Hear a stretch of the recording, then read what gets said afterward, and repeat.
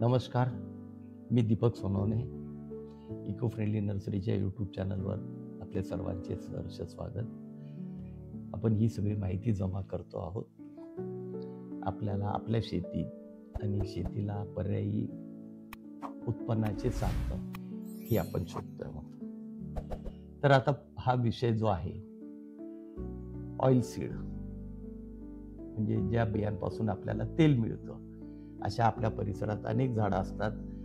आपण त्याची ती काहींची फळं खातो, काहींची आणि बिया फेकून देतो. तर याचा वापर आपण कुठे आणि कसा करू शकतो? अळू नावाचं एक झाड आहे. चिकूसारखी फळं येतात, फळं इडेबल आहेत. त्याच्या बियापासून साधारण लाकडी घाण्यावर काढलं किंवा क्रशिंग याच्यावर काढलं तर 35 ते 40% तेल मिळतं.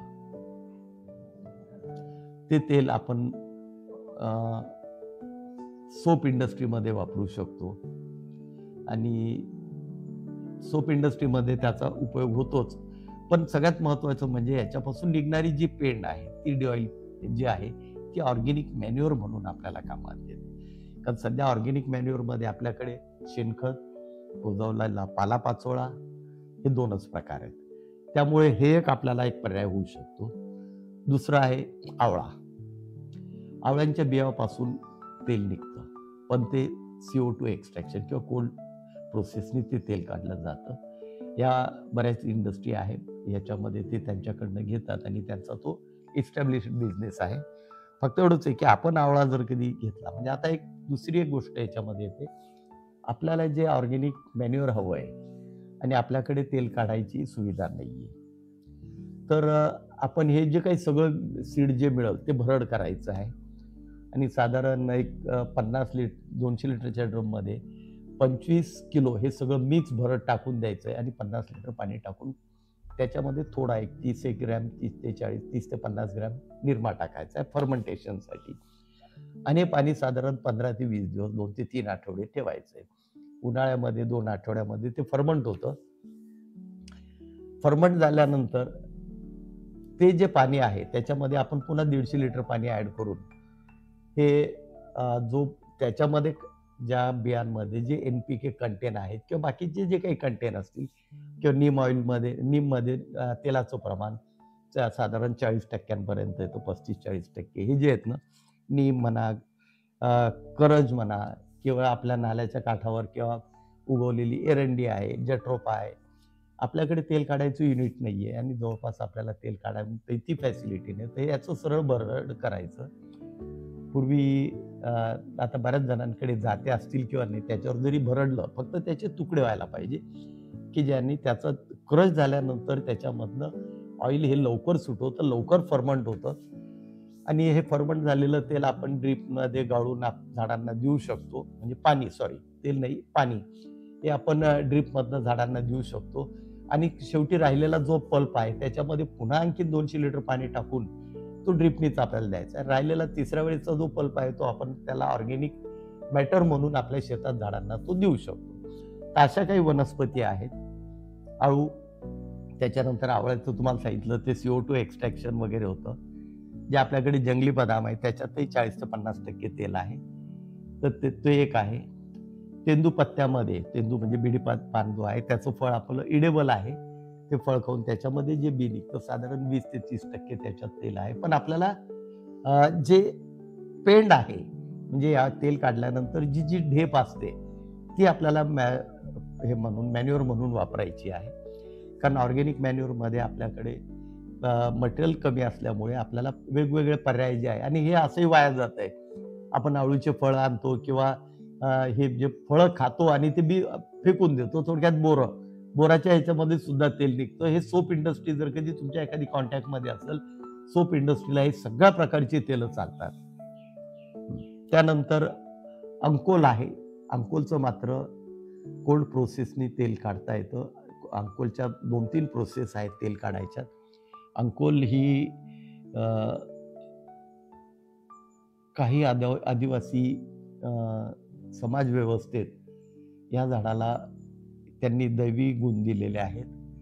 तर ह्यामध्ये ह्याविषयी बऱ्याच दंतकथाच म्हणाव्या लागतील, अफवा नाही, दंतकथा आहेत. आणि आयुर्वेदात काम करणारी जी मंडळी आहे यांना सुद्धा या झाडाविषयी एक वेगळं आकर्षण आहे. तर ते एक आहे, त्याच्यातही 20 ते 30% तेल निघतं. त्यानंतर जट्रोफा सगळ्यांना माहिती आहे, जट्रोफामध्येही तेल निघतं. त्याच्यानंतर कडुनिंबमध्ये 25 ते 40% तेल आहे. करंजमध्ये 25 ते 35% तेल आहे. मालकाग्नीचा आपला विषय झालेला आहे, मालकाग्नीचाही तुम्हाला तो झालेला आहे. त्याच्यानंतर मोहात दोन प्रकार आहेत, मधुका इंडिका आणि एक मधुका लॉंगिफोलिया. तर याच्या बियांमधूनही तेल निघतं, ते मात्र इडेबल आहे. आणि त्याची जी ढेप आहे ही आपण ऑर्गेनिक मॅन्युअर म्हणून वापरू शकतो. पळसाच्या बियामध्ये सुद्धा तेल आहे.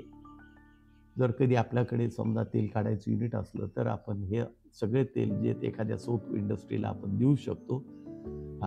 न देता आले तर सरळ भरड करून हे जे मॅटर आहे भरड करून ते सडवायचं आणि सडवून आपल्याला त्याचं ते झाडांना आपण फिल्टर करून गाळून देऊ शकतो. त्यानंतर उंडीचं तेल जर कधी कोल्ड प्रोसेसनी काढलं तर त्याला दर अतिशय सुंदर आहे. आणि तिसरी महत्त्वाची गोष्ट, उंडीचं बी फार कमी उपलब्ध होतं. उंडीचं बी जर कधी आपल्याला उपलब्ध होत असेल, ज्याला सुलतान चाफाई म्हटलं जातं, याचं आपण बँगलोरला जॉबवर करून, त्यासाठी मशीन उभं करायची गरज नाही, जॉबवर करून आपण त्याचं तेल काढून घेऊ शकतो. नंतर नागचाफा, नागकेशर याची फुलं विकले जातात, याचं केशर विकलं जातं, पण बियांपासून सुद्धा तेल चांगलं निघतं. त्यानंतर येतो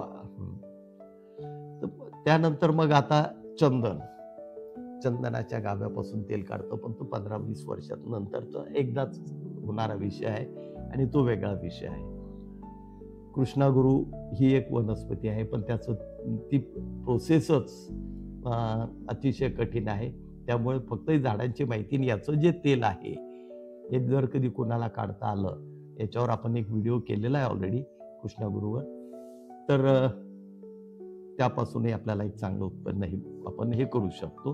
पण वरच्या ज्या गोष्टी आहेत, जे सीड आहे सध्या आपण पाहतो, नीम म्हणा, करंज म्हणा, ही झाडं दिसतात आपल्याला आणि याचं शेकडो टन मटेरियल हे वाया जातं. ह्याचा कुठेतरी उपयोग होऊन सेंद्रिय शेतीमध्ये आपल्याला एक पर्याय सुद्धा मिळतो. सेंद्रिय शेतीमध्ये शेणखत, कुजवलेला पालापाचोळा, या बियांपासून मिळणाऱ्या पेंडी, ढेप ज्याला म्हटलं जातं ते, चौथं फिश मिल. या ज्या माशाच्या कंपन्या आहेत त्यांच्याकडनं जी मासे एक्सपोर्ट होतात वगैरे, किंवा याच्यापासून जो उरलेला कचरा आहे तो फिश मिल म्हणून, एवढे आपल्याकडे पर्याय ऑर्गॅनिकमध्ये गॅरंटीने उपलब्ध आहेत. याच्यामध्ये आपल्या सोयीने आपल्याला जे उभं करता येईल ते सगळे व्यवस्थित उभे करा. धन्यवाद. माहिती शेअर करा, चॅनलला सबस्क्राईब करा. तुम्ही जेवढी माहिती शेअर कराल तेवढं तुमच्याकडे आणखीन माझ्याकडे नसलेलं आणि अनुभवातनं येणारं ज्ञान तुमच्याकडे आणखीन होईल. याच्यावर तुमचा सखोल अभ्यास होईल. भविष्यात आपल्याला एक पर्यायी उत्पन्न, पर्यायी साधन शेतीमधलं उभं करता येईल किंवा उभं राहील आपलं. धन्यवाद.